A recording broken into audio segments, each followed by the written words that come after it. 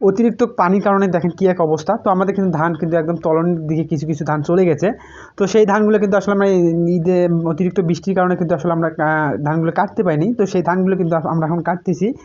তো ধান কেটে কিন্তু আসলে নিয়ে আসা আমাদের কী পরিমাণ কষ্ট, তো সেটা আপনারা দেখেই হয়তো বুঝতে পারতেছেন। তো এত পরিমাণ পানি, তো এত পানি থেকে আসলে ধান যে আমরা নিয়ে আসবো ঘাড়ে করে, তো আনা কিন্তু সেটা সম্ভব না। এটার জন্য আসলে আমরা একটু বিকল্প একটা ব্যবস্থা করছি, সেটা হচ্ছে কলার গাছের একটু আমরা ভেলা বানাইছি। তো সেই ভেলায় করে আসলে উভয়ে আমরা নিয়ে আসতেছি আমাদের যে জায়গাটা আসলে একটু উঁচা যে জায়গা আছে, তো সেই জায়গাটা আসলে আমরা নিয়ে আসবো। তো সেখান থেকে আমরা সুপ্রিয় দর্শকবৃন্দ, আসসালামু আলাইকুম। তো মূলত আপনারা দেখতে পাচ্ছেন আমরা কিন্তু আজকে ধান কাটতে আসছি। তো মূলত আমাদের এই ধানটা কিন্তু একটু নমলা ছিল, তো থাকার কারণে কিন্তু আসলে আমরা ধানটা আসলে আগে কাটতে পারিনিও। তো ঈদের কারণে আসলে আমরা এই ধানগুলো কাটতে পারিনি। তো ঈদ যেহেতু আমাদের শেষ, যে এখন আমাদের যে ধানটা যেটা আছে সেগুলো আমরা কাটা শুরু করছি, সেটা আপনারা দেখতে পাচ্ছেন। তো মূলত এই ধানগুলো কিন্তু অতিরিক্ত বৃষ্টির কারণে কিন্তু একদম আর কি তলানির দিকে চলে গেছে। তো কিছুদিন থেকে খরার একটু রোদের কারণে আসলে পানিগুলো একটু নামিয়ে গেছে।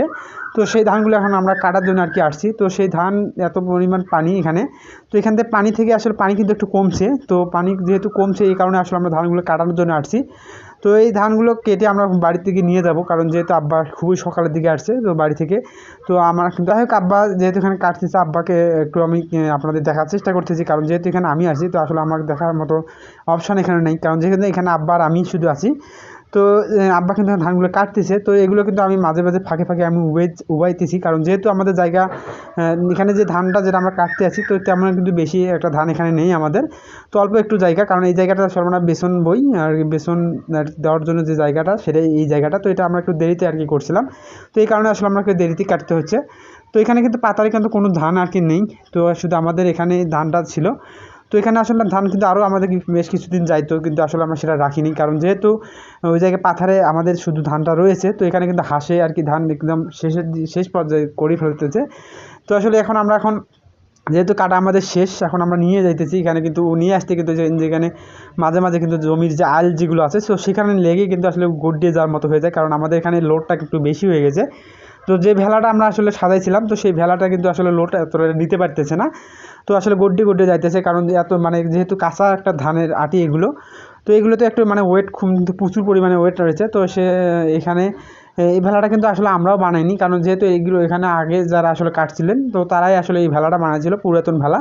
তো সেই পুরাতন ভেলা কিন্তু আমরা আমাদের কাজের জন্য একটু আমরা নিয়ে আসছি।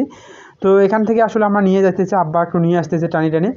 তো আসলে আমরা আমাদের কিন্তু যে জায়গাটা থেকে আমরা নিয়ে আসতেছি টানি, কিন্তু অনেক দূরে আর কি হয়ে যায়। ওই যে আপনারা দেখতে পাচ্ছেন জমি অনেক দূরে আর কি। তো সেখান থেকে আসলে আমাদের এইভাবে টানি নিয়ে আসতেছে, এখানে কিন্তু তেমন একটা জোর তেমন একটা লাগতেছে না। তো শুধু আমাদের এখানে যে ভেলাটা যে সুন্দর করে আমরা নিয়ে আসবো, যে নাও যেভাবে আসলে চালিয়ে নিয়ে আসে, তো এটা কিন্তু একটা যুদ্ধের ব্যাপার, কারণ যেহেতু এখানে কিন্তু 19-20 হলে কিন্তু গড়িয়ে যাইতেছে, সেটা আপনারা দেখতেই পাচ্ছেন। তো এখানে কিন্তু অনেক আল রয়েছে, অর্থাৎ জমি কিন্তু আল রয়েছে, তো সেই আলে কিন্তু আসলে উষ্ঠে লাগছে।